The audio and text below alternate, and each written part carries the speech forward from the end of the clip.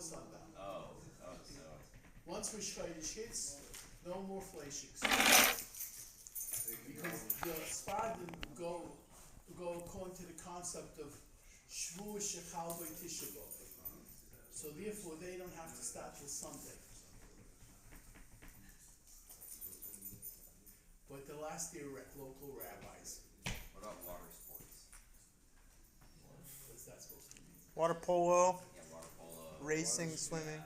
Water skiing, swimming, Only for water skiing, Only for these things. exercise. kite surfing. When does that start? Tuesday evening, sundown, all the halachas of the 9 days start. Isn't it a sakana where we go swimming during the 9 days? What? Isn't it a sakana? Go swimming during the 9 days? A sakana. It's a kind of every day. It's like That's I agree. people, That doesn't you're make not sense. supposed to go swimming during the 9 days. Right. What about skydiving? You can go to the mikveh, but that's it. Okay, Rabbi Isaac, we're in the midst of discussing. Those that recall, we were talking about that we're taking Trumas and Maasros, and if let's say you have a bunch of tevel, and somebody comes over and takes it for you, the person has no right to do it without your consent, unless he was your shliach, your agent. He was not allowed to take it. I've been dealing with a particular circumstance where it wasn't owned by one person, but it was owned by partners. And we've delved into this quite a bit till now. And we say basically, if you're not sure, if they wanted the partnership that they want you to take on the other, so what's the mindset of these two partners? We say that the Chacham say that, yeah, it's a partner, you don't have a problem. However, Rabbi Yossi holds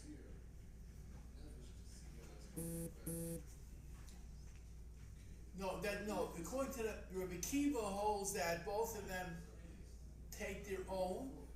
Chacham say the first one takes effect, and Rabbi Yossi says you got to check them out. How much he took. Okay, so let's go over again this halacha of Rabbi Yossi, because he's the one that we really didn't delve into. We've been talking about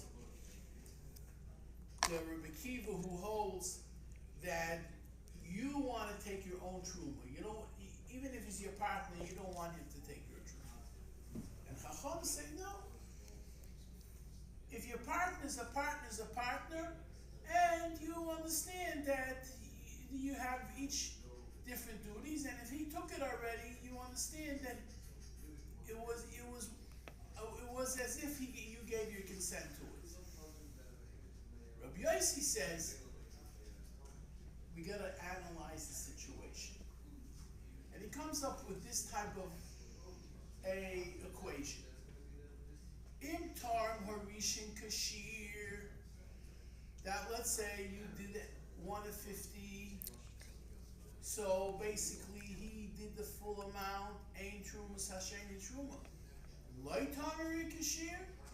So he didn't do things properly. Then we say trumas hashem truma. The truma of the second one is a truma. Okay, now what does this mean? Because he's very vague over here what the mindset is of the two partners. According to Rebbe Kiva, the mindset is each one does their own thing. I'll take my truma on my share, you take your truma on your share. Chachamim, no, that whoever takes first, he's the one that takes care of it, and the other one understands. Rabbi Yossi comes up with this new equation, this new theory, that says it all depends how much you took. What's the mindset over here of these two partners? So let's see how he explains that. Rabbi Yossi Omer, Torah Rishon Kashir. What's going on there with that? The keeps falling. It's a new one? No, the other camera's not here. What? The other camera's not here. Not the other camera, this one. Not the same. This is a new phone? Okay. Yeah. Im Tom Harishan Kashir, Ain Trumas Hashem Truma. Why Tom Harishan Kashir? But let's say the first guy didn't do the proper amount for the entire bunch of Tevel. Trumas Hashem Truma. The second one takes effect. What, how, where, when? Doesn't really explain it. It's very, very vague what this means. Okay. Now, the way the Mefarshim learn it, that means the Rav and the Rambam in his Pirush HaMishnayos, say Rabbi Yossi bo levayis das Chacham. He's not arguing here. He's just coming to explain.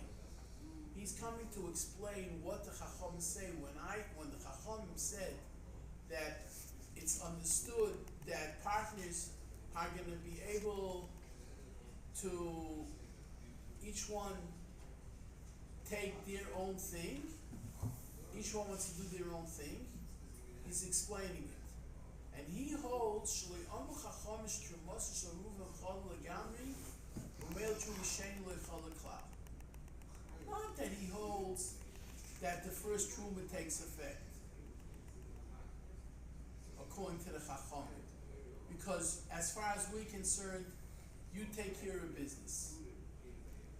Elikasher Ruvain Hifrish Kashir Shikav Chachamim Ma'ayin Beinis. It means that if Ruvain went ahead, we already said that let's say you have 50 bushels of wheat. And you took truma of 1 bushel, so you did according to what an average person would take, because we already explained that an average person takes a 50th of truma, a generous person will give a 40th, and someone who is stingy will give a 60th. So if you gave an average person, which is Dahainu Echom Chamishim, a 50th, she'oz yesh lanich bevad sheshim maskim shetruma. Then Shimon, he's a partner with Ruvain. Ruvain took care of business. He's gonna understand, okay, you gave like an average guy, that's good enough for me. Well, let's say this guy, Ruvain, was stingy, or he's more generous. And he went out of the box, not like an average person, but he gave a different share.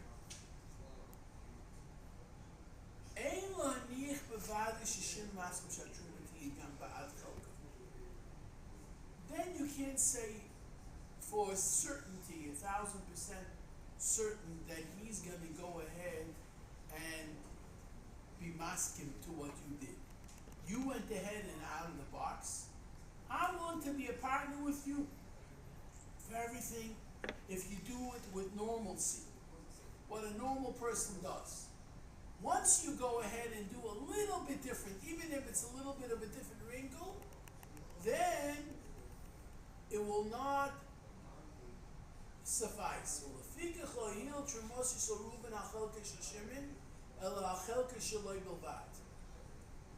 It will only be chal on Ruvain. You went out of the box, Ruvain. Of course, some people do it that way, but you had no right when you have a partner to go out of the box. Therefore, Shimon's, when he takes truma, it'll take place.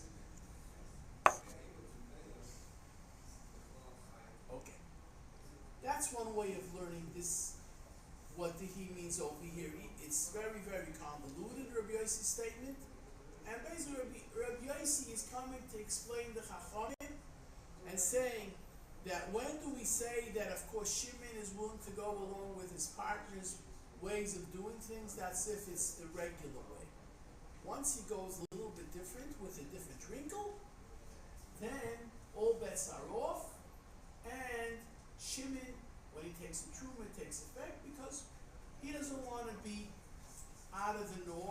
wants to have it in the proper fashion. However, there's another pshat that's written by the Rab that gives it a little bit of a different look, this part of the Mishnah. V'yesh mefarshim shimtar harishin kashir. Let's say Reuven took the proper amount. Hainish Reuven tarm kashir shetarm shimel achamakan. They both took a 50th. They both did the regular way. She'oznizbar Reuven tarm kifi ashir sheshimin. Choyshiv shiroy lahafrish. You see from Shimon's action, he didn't know that Reuven took already because he wouldn't have taken himself. So it must mean that when he takes the exact amount that Reuven took, that basically they're of like minds, and therefore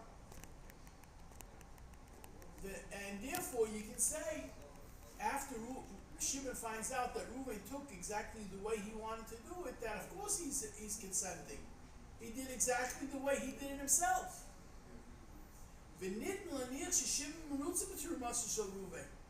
So it goes without saying that the way Reuven did it was okay by Shimon because that's how he did it as well. He didn't know that Truma was taken. Well, let's say Reuven took a 60th, and now Shimon comes and does a 40th.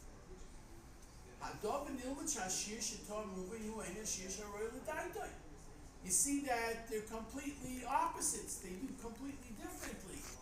So they're not of like minds. He doesn't want to do it like the way Reuven does it. He wants to do it the way, what is it called? The way he does it. And therefore, it's not considered a truth. And that's what the Mishnah means over here.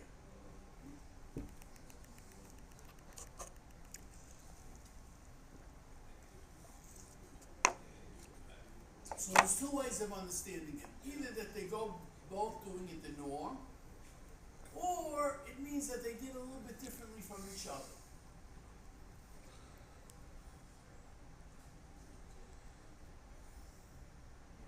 Okay, so we're going back and we're going to elaborate on this halacha of taking truma, where you have two shutfim owning this pile of grains. Let's call it the 50 bushel to make it simple.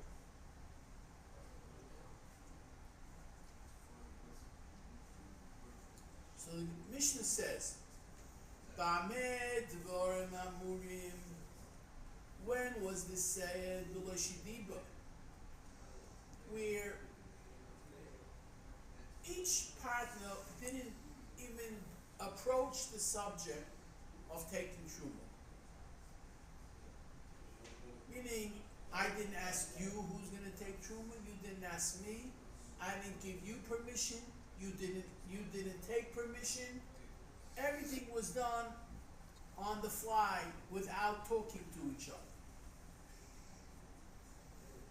But let's say you went ahead, Avol Hirshes ben Beisoy, or Yes Avdo, Yes Shivchos in the Troy. Let's say you have Reuven and Shimon. Again, Shimon before gives instructions either to a person from his household or his servant or his maidservant to take truma. Truma say truma. The halacha will be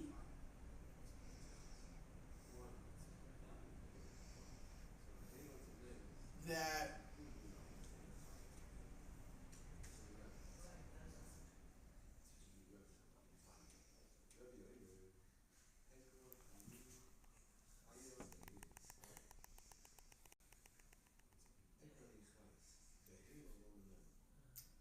that the truma takes effect.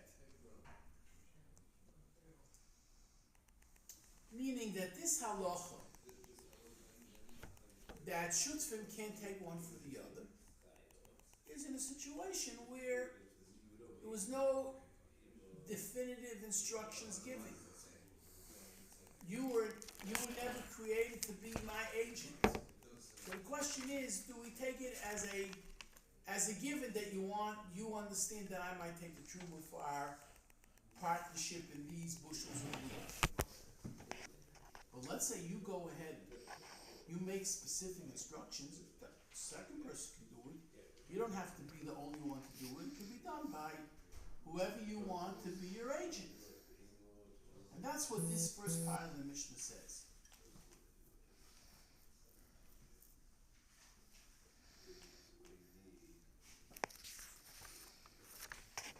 So, how is this explained? Im Adam Nasser Rishus Mufareshes L'Sham Moshe. Let's say a person gives over specific instructions. Like we call it in today's time, what's it called when you give over specific instructions for someone to do something on your behalf? It's called a power of attorney. Am I correct, counselor? Okay. It's called a power of attorney. That's basically what we do on Pesach. Pesach comes and people come over to me and they say, oh, will you buy my hummus? I say, I'm not buying your hummus. No. I have enough of my own hummus that I eat what I eat. What we do is you come over to me and you sign your name on the dotted line and you makabel kinyan and you're basically making me a power of attorney. Or an agent, it's called an agent, to sell your homes. And that's it. So over here, what you're doing over here is you're creating, that you're making this person from your household your power of attorney. He's empowered to take truma on your behalf. Oila abdo be a slave, a maidservant, is hatruma shefrishu chala afrodas rebekiva. Technically, these payers have nothing to do with them.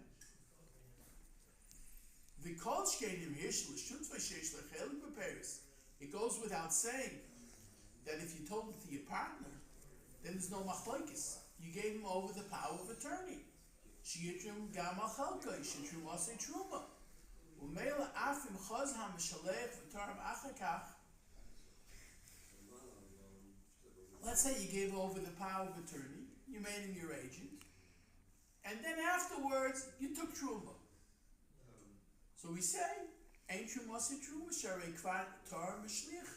You already, if the agent did it already, upatas aperes mitruma. That's a big problem. I'm telling you the chametz. I remember once somebody coming to my father years ago when I was a youngster, and he's saying that I want to write my name on the Rebbe's star, the documentation. I want to be on the Rebbe's documentation. And he tells my father, I go to 5 rabbis to sell my chametz. Not only to one, but to 5. It's a worthless thing. You can only sell your chametz once, not 5 times. So my father said it's better for you to sell it to one person, whoever you want, rather than sell it to a whole bunch of rabbis. It's not a covet that you're honoring the rabbi by having him sell your chametz. This is what you call a business transaction. It's not a covet transaction. Now, one other caveat.